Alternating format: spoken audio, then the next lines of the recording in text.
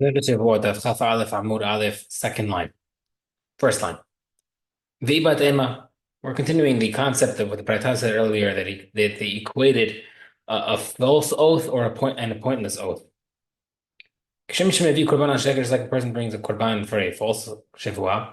Kach Mevi Korban HaShatzot, you also bring one for a pointless one. Rabbi Akiva, according to Rabbi Akiva, the Mahayel Shabbat Kilaba, he holds you being a korban if you swore false about the past, just like you swear if you violate a Shevuah for the future. Matthew, have a question. Ezu Shevuot Shav was considered a pointless oath.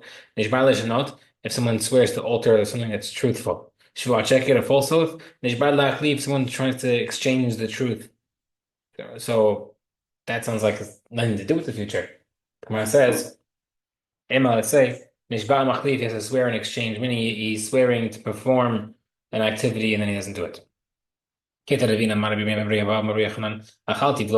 swears I ate or did not eat, and then it wasn't true. Sheker is considered false. But as Taram Milot Shave'u, Bishmina Sheker, that's the pasuk. Ochel v'lo ochel, I will eat or will not eat, then he goes against that. Ochel v'lo ochel v'ro, that he goes against the following pasuk. Be'ezu Shevuot Shev, what's considered a pointless oath? Nishbar l'shanot de'yedu al adam, he swears to contradict, to lie about something that everybody knows to people.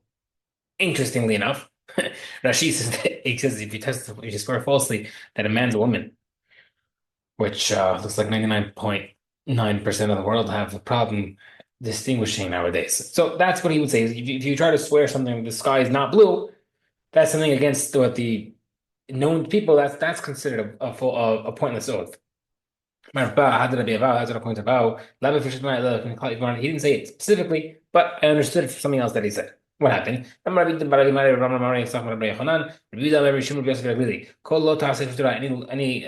is in the Torah.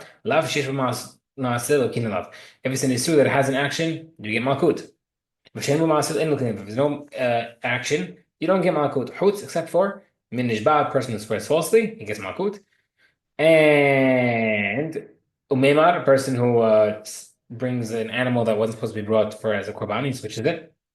Someone curses his friend with God's name. So, Nishba Minan, I know the person who swears it says Malkut, Mark Carlos said, Shem Hashem Lokecha, Lashav. Kilo Yinakeh, which means Betin Shel Ma'ala, the Bedin does not Minakeh, so is not absolving him of the sin. Bedin Shel Mata Malkino, but our Bedin on earth can give him Malkut to forgive him. Who says maybe the pasuk says he'll never get forgiveness, not even malkut. Or it says no. If it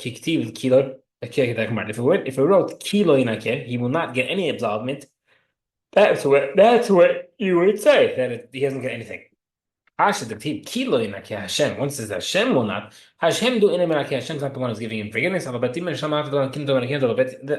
earthly betin can give him malkut to get him forgiveness. So Ashkachan Shvuot, that's a proof from Malkut for a point of a false oath. Shvuot Sheker, you know, sorry, a pointless oath. How do you know what a false oath? Rabbi Yochanan says Lashav Shivim says it twice. The Shevuot Sheker, first time it must be for vain. Second time must be to false. I had a question. Hi, Shevuot Sheker. Was the case of a false oath. Person says I will not eat, then he eats it. That's non-actionary. Isur. An oath that I will eat. He doesn't eat it. I mean, okay, but he doesn't get malkut for that. Like my brother says, Shivachi words eats this piece of bread today. Day passed, he didn't eat it. And look at they both say no malkut. And look at Yochanan says no malkut. No action, no malkut. Shakish says no malkut. Because it's a questionable warning. Right? It's not a warning. He's absolutely sure he's gonna do it because it's not happening. He has all day to follow through, like we said in the Daf Gimel. But therefore, it's not good warning. He's afraid he's going to So remember, it says an oath regarding the past is like something like I ate or I didn't eat. So why is it different in a different case of I will eat? What's the difference? The Torah specifically included a false oath, a false Shevuah, to Malkut, just like a pointless oath. Shavar is like a pointless oath for the past. A false oath will be to the past. So, based on all of that, to be a vow, Rabbi Meir said that Rabbi Bar holds that false oaths are to the best. It's got to be Rabbi Meir Shua Shelo Achal, because if someone swore that he will not eat this loaf, Shua Shelo Achlena, Shua I won't eat it, Shua Shelo Achlena, an oath I will not eat it. V'achal then eats it. Eno chayav v'achat. It's only chayav for one, even though he said it three times. So he should be two. That's an example of a oath of something that he said. Shehayvin on malkut, that if he did it on purpose, he gets malkut. But sheshetak when he did it by mistake, he goes against it. He violates it, then he'll get a korban. Zul limatumayis. What do you mean only this case? What does that exclude? Like, oh, this is the only case. What does that exclude? It sounds like it's excluding a case where he says I ate it or I did not eat it. The lucky sounds like you don't get makud in that case. Proof. The Gemara says no. It excludes a case of I ate and did not eat swearings. You don't get a korban. However, you get makud. Zul is the that type of thing. If you did a mistake, you bring a korban. But if he's in this where he made an accidental mistake of eating something after he said I won't eat it, or vice versa, I ate it, did I eat it? Then he's not can bring a korban. Rabbi Shmuel is going to Amar. I know he says you only have a korban hatat for only a accidental violation of a shuvah for the future. If he did on purpose, he gets malkut for that. In Maseifa, and the next part of Mishnah says, "Zuhi Shevuot Daf." This is an example of a pointless swearing. Shehayvin al no makot, that you get malkut for it on purpose. V'ashetu patur, of you by mistake patur. Zul mutimai, what's that excluding? Ma'ilad l'mote achati v'achati. Again, maybe trying to exclude that a case of a Shevuah for the past, like I ate or I did not eat it. That the lucky you don't get malkut. Rosh says no. Zuhi da'ashigatan patur mekuban. By mistake over here you get patur from a kuban. V'achati v'achati. In the case of I ate or did not eat. You would get korban by mistake. Rabbi Akiva is according to Rabbi Akiva. He says that you have to bring a korban for someone who, for the past, just like the future. The Gemara says, "Ha'amar Rabbi Shmuel Rabbi Shmuel." One second, you just said the first part of the Mishnah is according to Rabbi Shmuel. Now the second part of Rabbi Akiva, we don't like splitting up Mishnayot like that, according to two opinions. The Gemara says. No, everything's like Rabbi Akiva. And the entire part does not come to exclude I ate or did not eat from a korban. But it excludes someone saying I will eat or do not eat from malkut. He gets malkut. He gets a korban rather. What's the difference that I will eat? That it's excluded in the Mishnah, but not for the future, but not for the past. The says no. It makes sense to say that the Mishnah, when it's mentioning the future case, it excludes another halacha of the future. And therefore, what? You would think that it mentions the case of future to teach you an exclusion about the past swearing? No. Therefore, we can prove from here that the person who goes against his swearing about the future without doing an action does not get malkut and no proof for past. Next part of Mishnah. Mishnah, the guy says, I swear I won't eat it, and he eats a tiny amount, not even less than an olive size, he's chayav. Now we mentioned the whole thing. Is that possible? Ibn has a question. Rabbi Akiva hold like Rabbi Shimon everywhere in the Torah. You're chayav for eating something, even a tiny amount. The Tanna Brita said Rabbi Shimon holds kosher malkut. He says that anytime you eat something asur, you get malkut, no matter how big it is. However, a kezayit, that's only to give you enough to bring a korban. So we see Rabbi Shimon holds, of course, the whole Torah. To be a chayav for eating something you're not supposed to be eating, it's any amount, even a minuscule. But does Rabbi Akiva hold that or not? The Gemara says, now, maybe the machloket between Rabbi Akiva and Hachamim are across the board regarding eating anything wrong. Why is the machloket specifically by swearing? To teach you the strength and the hidush of Hachamim's halacha. That what the afagav the iklanimar, even though you might think to say regarding the shebuah ho'il meferesh hayav, that since even the same way a guy who specifies the amount, like I won't eat at all, and therefore eats, then it makes hayav. Maybe you might think therefore if he doesn't specify even a minute amount, he should also be a chayav. Mashlan the patur therefore hamim, and therefore the hidush is hamim say you're still patur. Or maybe the opposite way. Maybe Rabbi Akiva holds like Haim elsewhere. How come he goes against him over here? Maybe because he holds him. He would hold it because of that reason. Maybe because in general, if the guy were to swear on a minute amount, he'd be chayav. So if he doesn't mention it over here, he'd be chayav even on a minute amount, but elsewhere he wouldn't. The Gemara says, "Mitzvah Shema," we're doing a proof. Damri Lord, Rabbi Akiva, Hey, Chen Watzinu Ba'Chel Kosher Chayav. Where else do we see in the whole Torah that someone eats a minute amount of Chayav? She's like, Chayav. If you want to teach me that he holds like Rabbi Shimon, if he really held that everywhere you're Chayav, he wouldn't say. He would have just said, "I hold like Rabbi Shimon elsewhere." That you're chayav on minute amount. What's the big deal? I hold it like now. I hold it all the time. So maybe he doesn't hold like Rabbi Shimon. Rabbi says no. The dividend around come because maybe Rabbi Kiva was just going according to the ballpark of Rabbanan, in their own halacha. Meaning, Lidin personally, I hold Rabbi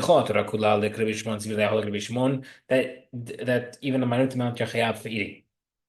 Lididhu, however, according to you and your opinion, that you say you're not chayav in general for a tiny amount. Odu at least agree over here in this case. Since if you were to say it, a minute amount is chayav, then even if he doesn't specify that, he's still chayav. How do you say no? Maybe that's why. Right? Similarly, it sounds like similar a beautiful halacha, a beautiful case. No, he's not arguing against them. He's saying according to what you hold in general, at least agree with me here. Which is the interesting thing that in arguments and in disagreements with people, always go according to their ballpark. Always go through their point of view. Meaning, I understand where you're coming from, but perhaps you could see what I have to say as well. Right? If you don't show them that you understand where they're coming from, you automatically lost the agreement. Tashma, let's bring proof of Mishnah. Nazir, so tis bread and wine. Now I have wine. Has enough bread and wine to equal a kazayit. If you hold like Rabbi Shimon, that any amount chayav, why if you have to combine the bread and the wine, even the amount of tiny amount of wine shemechin chayav, must be Rabbi Kiva not like Rabbi Shimon.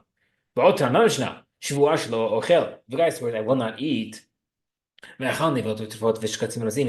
all the asur items. Hayav chayav. Rabbi Shimon put everything on his patur. So now, but we asked, "Am I chayav? Why chayav?" Mushba mahar sinaihu. If a person can't make a shivuah that he's not going to eat bugs and stuff, he already swore to God that he literally from Har Sinai that he can't eat already. So what that shivuah won't stack on the other shivuah of being a Jew. Right? So no. Rav Shmuel Rebbe was held. Talking about a case where he included in his swearing mutar things and asur things. He said bugs and lions and bread. And in that case, it works. So Rabbi Kishimar holds, you can only find this type of case Shevuah working only one of two ways. Or either he specifies specifically that he won't even touch a minute amount. Like they're not even going to Hamim, so halacha, that they would agree in that case. And if he stands by the Rabbi Akiva, or if he says no specifications in the same amount, and he holds like Rabbi Akiva. A person he holds that a person who makes out swearing against something, he's not going to even eat a minute amount. If you want to hold like Rabbi Akiva holds like Rabbi Shimon that minute amounts are asur, then even minute amounts he should be he should already be standing already asur to him from Har Sinai. And last another proof. That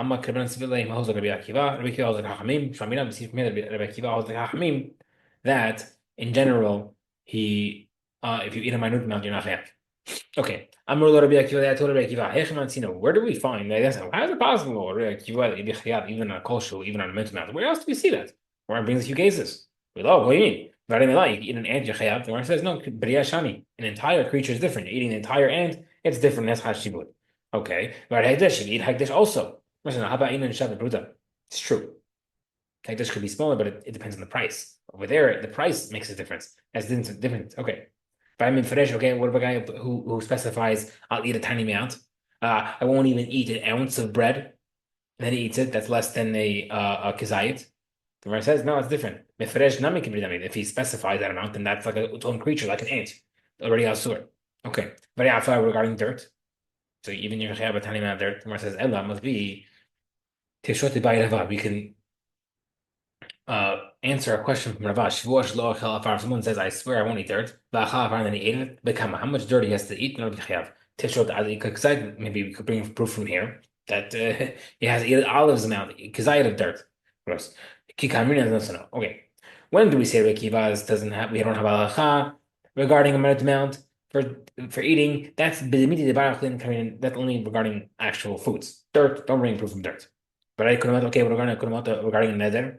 We see you'll see that you're not allowed to eat even a minute amount. Gemara says no. Kunamat nami kimir zami. A kunam person makes a vow to eat against someone else's stuff. That's also considered a specification of an amount, and therefore, as well, he will not be chayav. Okay. Amar then Rabbi Akiva said back to Hamim. Hechem masim l'barash b'mavei korban.